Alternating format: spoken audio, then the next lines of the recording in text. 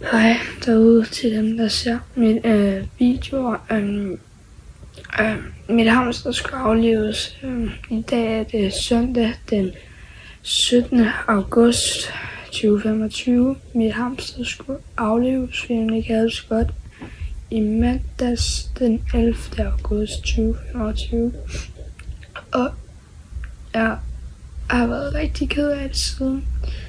Og jeg er meget stolt af, at hun har levet så længe, fordi hun har levet i 2 år og 11 måneder. Og det er rigtig meget for et hamster. Og jeg elsker hende så meget. Og det kan godt være, at I bare tænker, at det er bare et hamster. Hun betyder meget for mig. Så der er lige et billede af her, hvordan hun så ud, inden hun døde.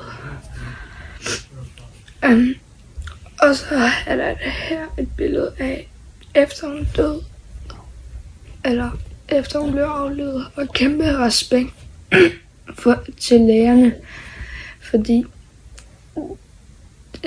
til lægerne, til dem, der skulle aflives, fordi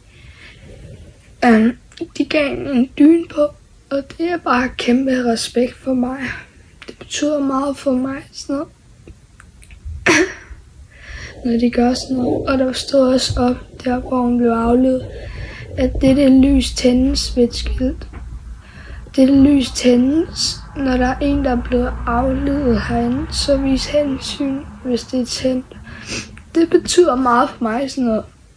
Så please giv en like og sub derude. Jeg elsker jer.